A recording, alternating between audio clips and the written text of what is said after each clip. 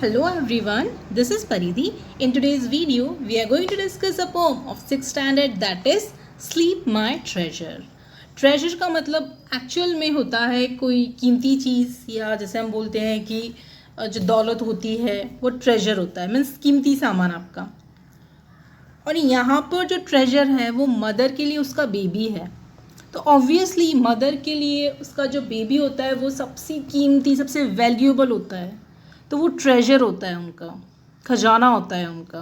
Okay, तो ये आप देख सकते हैं काइंड ऑफ लुलाबी है ये, दैट मीन्स लोरी टाइप तो नहीं कह सकते इसको आप, लेकिन ये ऐसी पोम है जो बता रही है कि मदर अपने बेबी से कह रही है स्लीप, सो जाओ। ओके, देखते हैं।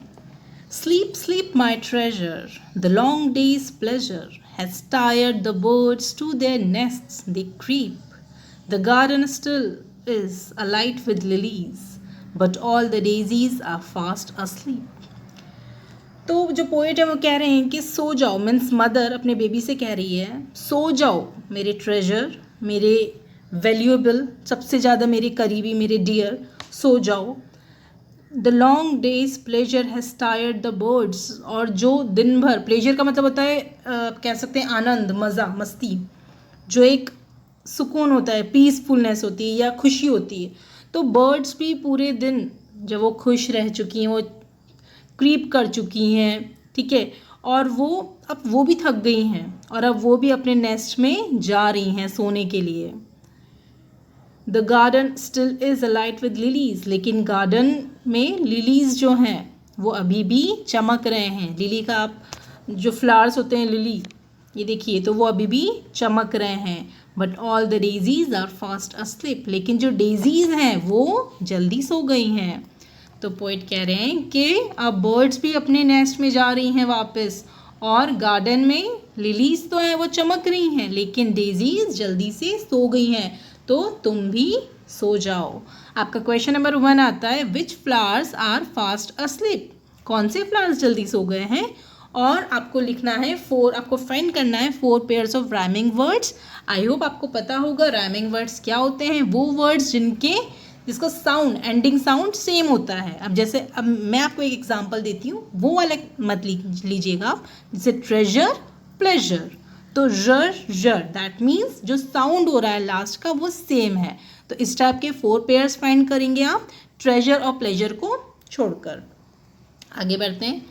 Sleep, sleep, my darling, dawn wakes the starling, the sparrow stirs when he sees daybreak, but all the meadow is wrapped in shadow, and you must sleep till the daisies wake. फिर बोल रही है mother कि sleep, सो जाओ, my darling. Darling किसको बोलती है, जो हमको बहुत प्यारा होता है। तो मदर को अपना बच्चा कितना प्यारा होता है, right? You must be knowing, क्योंकि आप भी जानते हैं आपकी मदर के लिए आप कितने इंपॉर्टेंट हैं। तो पोइट कहते हैं कि स्लीप, सो जाओ। Dawn wakes the starling, starling का मतलब होता है सरप्राइज। तो डॉन का मतलब होता है सुबह का जो टाइम होता है, जब एकदम मॉर्निंग हो रही होती है, सनराइज कंप्लीटली नहीं होता है। तो डॉन वेक्स द स्टार्लिंग, तो डॉन सुबह सरप्राइज, सुबह आपके लिए सरप्राइज लेकर आएगा।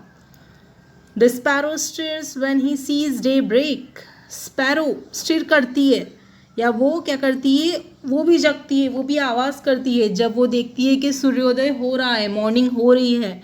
लेकिन जो सारी मेडो होती है, मेडो का मतलब होता है जो ग्रीनरी, जो घास होती है, इज़ रैप्ड इन शेडो। लेकिन जब सूर्योदय होता है तब कई बार पूरी तरह जैसे लाइट नहीं आती ना, ऑब्वियसली जब सनराइज़ होता है तब पूरी कंप्लीटली लाइट कहाँ आती है, थोड़ी थोड़ी लाइट आती है। तो ऐसे ही शेडो आ रही है थोड़ी थोड़ी, तो वो शेडो से अभी भी रैप्ड है, मीन्स कवर्ड है। And you must sleep till the daisies wake, लेकिन तुम्हें कब तक सोना है, जब तक फ्लावर्स पूरी तरह ब्लॉसम नहीं होते, दैट मीन्स वो पूरी तरह खिल नहीं जाते। डेजी जब तक उठ नहीं जाते, फ्लावर्स उठना मतलब क्या होता है, खिल जाना।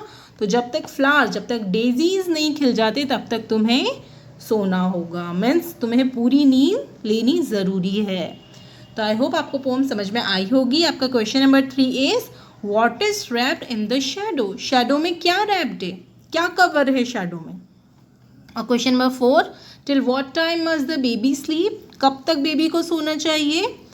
ये पोम लिखी गई है ई नेस्बिट्स के थ्रू। आपको समझ में आई होगी आई होप। अगर कोई डाउट हो तो feel free to ask me. Okay then, take care, stay safe.